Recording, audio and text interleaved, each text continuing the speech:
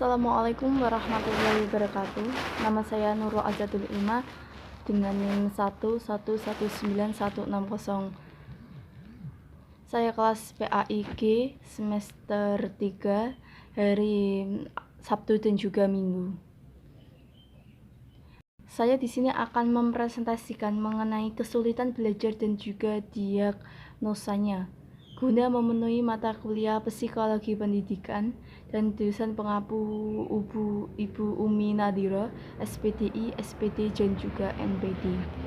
Sebelum masuk ke materi, di sini saya yakin pasti setiap siswa murid pernah merasakan apa yang namanya kesulitan belajar itu. Pasti ada faktor yang mempengaruhi dalam kesulitan belajar, sehingga itu sangat menghambat jalannya proses pembelajaran. Kita harus cepat mencari solusi dalam proses kesulitan belajar tersebut. Pertama-tama, apa sih definisi kesulitan belajar itu? Definisi kesulitan belajar. Kesulitan belajar pada intinya merupakan sebuah permasalahan yang menyebabkan seorang siswa tidak dapat mengikuti proses pembelajaran dengan baik, seperti siswa lain pada umumnya, yang disebabkan faktor-faktor tertentu sehingga ia terlambat atau bahkan tidak dapat mencapai tujuan belajar dengan baik sesuai dengan yang diharapkan.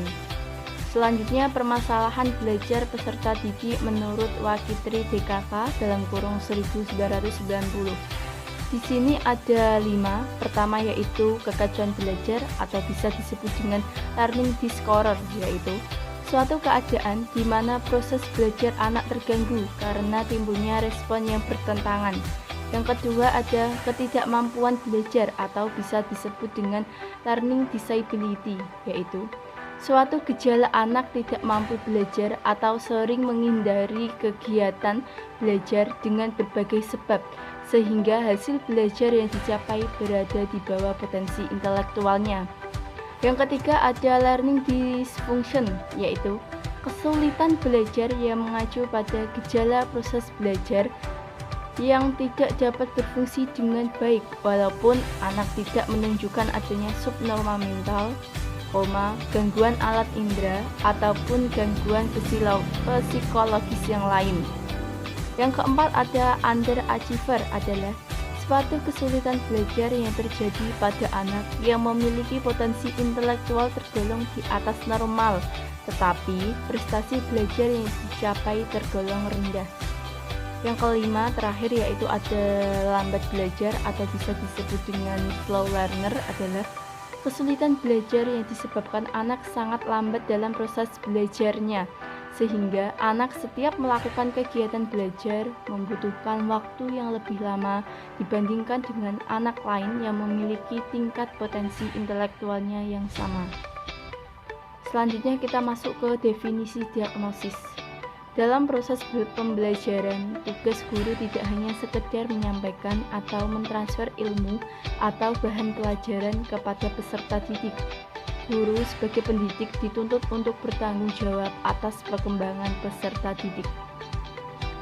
Selanjutnya di sini ada diagnosis, merupakan istilah teknis di bidang medis. Menurut Tordicke dan Hagen dalam kurung 1955-530 sampai 532. Diagnosis dapat diartikan sebagai berikut. Di sini ada 3. Pertama yaitu upaya atau proses menemukan kelemahan atau penyakit pada yang dialami seorang dengan melalui pengujian dan juga studi yang seksama mengenai gejala-gejalanya. Yang kedua ada studi yang seksama terhadap faktor tentang sesuatu hal untuk menemukan karakteristik atau kesalahan-kesalahan dan sebagainya yang esensial. Yang ketiga, di sini ada keputusan yang dicapai setelah dilakukan suatu studi yang seksama atas gejala-gejala atau fakta tentang suatu hal. Selanjutnya yaitu faktor penyebab kesulitan belajar. Faktor penyebab kesulitan belajar itu ada 2, faktor internal dan juga faktor eksternal. Tetapi kita akan membahas penjelasan mengenai faktor internal terlebih dahulu. Faktor internal yang dapat menyebabkan kesulitan belajar bagi siswa antara lain kemampuan intelektual, perasaan, kepercayaan diri, motivasi, kematangan untuk belajar, usia, jenis kelamin, dan juga kebiasaan belajar.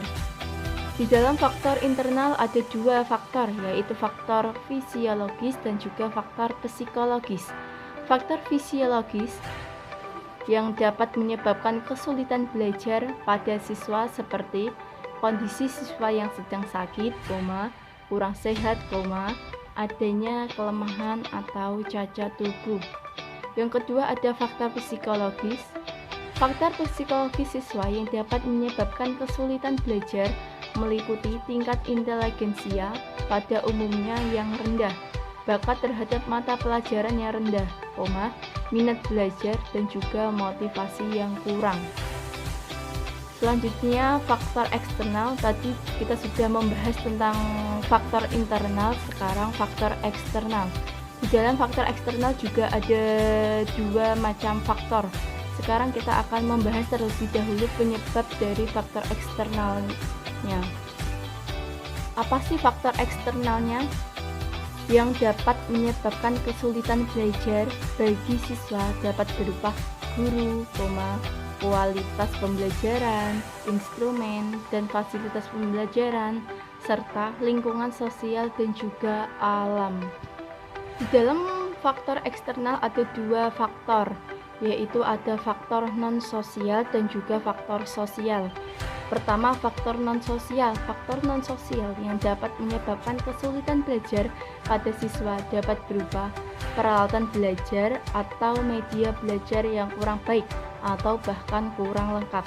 Sedangkan faktor sosial yang dimaksud dengan faktor-faktor sosial di sini adalah faktor manusia atau dalam kurung sesama manusia. Selanjutnya kita akan membahas tentang intervensi dalam kurung pemecahan masalah kesulitan belajar, yaitu satu, menganalisis hasil diagnosis, yakni menelaah bagian-bagian masalah yang benar mengenai kesulitan belajar yang dihadapi siswa.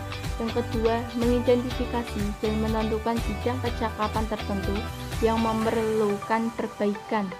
Yang ketiga, menyusun program perbaikan, khususnya program remedial teaching atau bisa disebut dengan pengajaran perbaikan. Yang terakhir yang kita bahas yaitu setelah langkah-langkah di atas selesai, baru guru melaksanakan langkah-langkah selanjutnya, yakni melaksanakan program perbaikan. Yaitu di sini ada 5. Pertama, kita bisa lihat yaitu analisis hasil diagnosis. Yang kedua, menentukan kecakapan bidang bermasalah. Yang ketiga, menyusun program perbaikan. Yang keempat, melaksanakan program perbaikan. Dan yang terakhir yaitu cara belajar yang baik. Sekian itu tadi penjelasan yang saya sampaikan, presentasi yang saya jelaskan mengenai materi kesulitan belajar dan juga diagnosanya. Kurang lebihnya saya mohon maaf. Wassalamualaikum warahmatullahi wabarakatuh.